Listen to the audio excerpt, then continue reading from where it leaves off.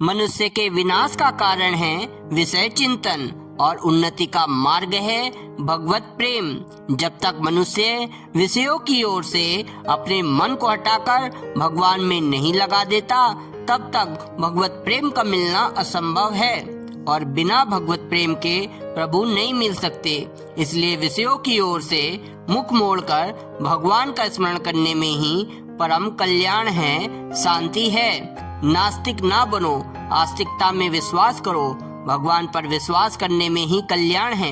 यह संसार नश्वर है, इसमें कोई भी सार नहीं। एक दिन यह भी नष्ट हो जाता है। केवल प्रभु ही प्राप्त करने योग्य है। यही कार्य पूरा करने के लिए मनुष्य योनि मिलती है।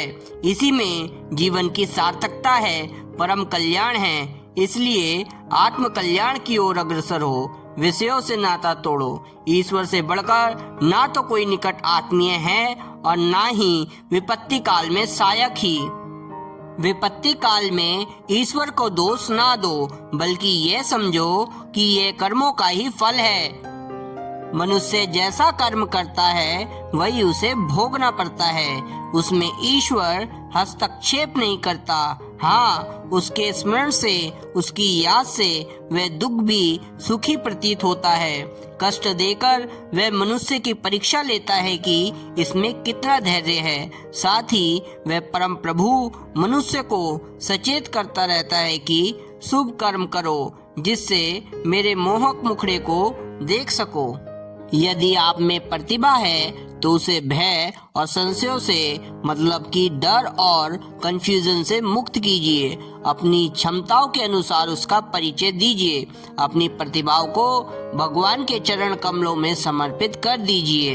यह धरती में बीज बोने के समान ही होगा। यदि आपकी प्रतिभा सच्ची है तो वह भगवान की एक देन है, और जब वह भय, संशय और बाधाओं से मुक्त होकर अपना मूल्य निर्धारित करने के लिए विकास की ओर जाने दी जाएगी, तब वह बढ़ेगी और उसका सुंदर फल प्राप्त होगा। दान से वस्तु घटती नहीं बल्कि बढ़ती है। यदि आपके पास कोई उत्तम वस्तु है तो आप दूसरों को भी दीजिए। इसके फलस्वरूप आपको वह वस्तु अधिक परिणाम में मिलेगी। यदि आपके मन में कोई अच्छा भाव है तो उसे भी लोगों में वितरित कीजिए। हाँ, बलपूर्वक किसी के गले के नीचे उतारने की आवश्यकता नहीं है, किंतु जो प्रसन्नता पूर्वक उस भाव को ग्रहण करना चाहे, उसे बिना किसी मूल्य के अपने उत्तम भाव का भागीदार बनाइए। बहुधा प्रफुल्लता उत्पन्न करने वाला एक शब्द जो दूसरों के लिए कहा गया हो, उनके तथा आपके भी जीवन को चमका सकता है।